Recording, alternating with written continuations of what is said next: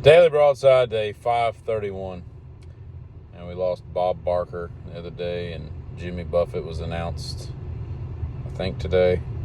I think it would be cool, and I don't know how you do this without everybody just all of a sudden believing in God, but assuming that there is a God and a heaven and a hell and all that, I think it'd be cool if the people who were living could, like there was a billboard or like a ticker at the bottom of CNN or something, and it would show like where they went after they died. And you're like, damn, Bob Barker went to hell?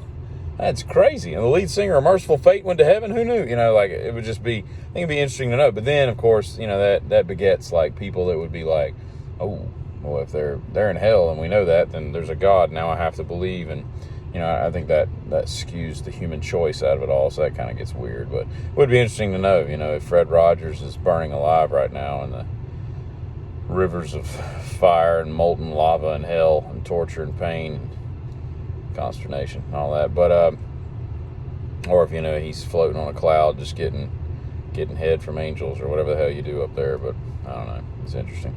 It appears that this Burning Man thing is getting out of hand, and I, for one, am laughing heartily because, man, I said it the other day, these people are idiots, right?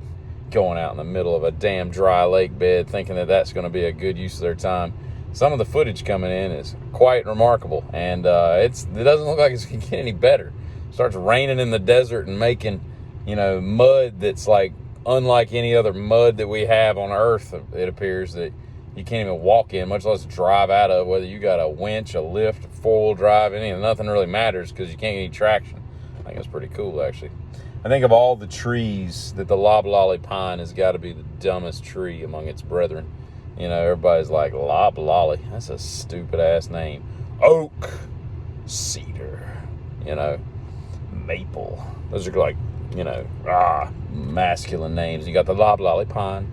Loblolly. It's a very southern name, actually. Of course, that's where they are, it appears. I don't know if you have loblolly pines in New Jersey, but you damn sure got them in North and South Carolina. And I remember when I was, when my kids were little, and I just remember thinking, and I contend to this day, I would buy this, right? I remember for my first kid, our son had, my oldest son, we had a bouncy seat, which is basically just a spring thing, and it I want to say you can get ones that vibrate, but they just bounce. You strap a belt across them so they can't, not that they can sit up or anything, they just sit there and just bounce. And then you have, he had a swing, it had a little motor. You'd set it for, I want to say you'd set it, maybe you could set a timer, I don't know what you did, but the thing just swung, and he's just in a seat, and he would just be sleeping. It would just slowly rock back and forth. You wouldn't have to actually rock him, and everything. And I just remember thinking to myself, why don't they make this stuff for adults? I would totally buy an adult-sized bouncy seat, and I would damn sure put in my living room a swing, It's got a little tray table in front of it for somebody could cut up apples and, grapes and maybe a little cup of peanut butter or something. You could just sit there and just sitting there watching a movie, and you're just swinging. I mean, we put them on our porches. Why don't we put them in our living rooms, damn it?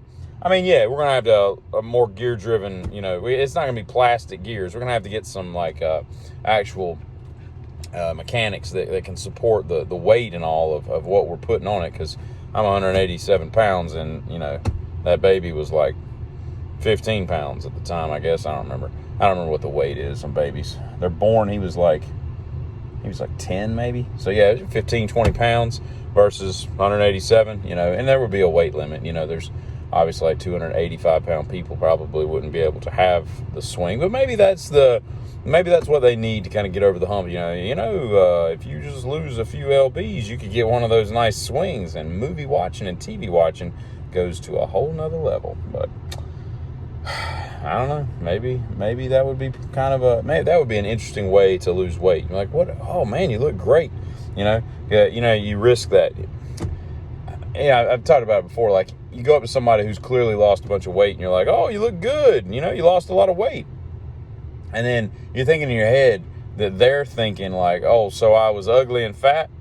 But then you got to think they're also he knew I was fat. It's clearly obvious to everybody that I, weigh a metric ton, and all that. But it's like now all of a sudden we like you. But it would be interesting if you were like, oh, you look great. You lost a lot of weight. I hadn't seen you in a few months. What have you been doing? You're like, damn new swings came out. Graco got them electric swings for human adults. And I am so on the road to getting one of those. And, I mean, maybe that's the success story that we need in weight loss, in the weight loss world. Instead of diet, pills, and exercise, just, something they can kind of focus on down the road, a Graco swing. And Graco, oddly enough, would become the face of weight. I'm just rambling at this point. Y'all have a good Friday. What is today? I don't even know what today is. Whatever day it is, you have a good one.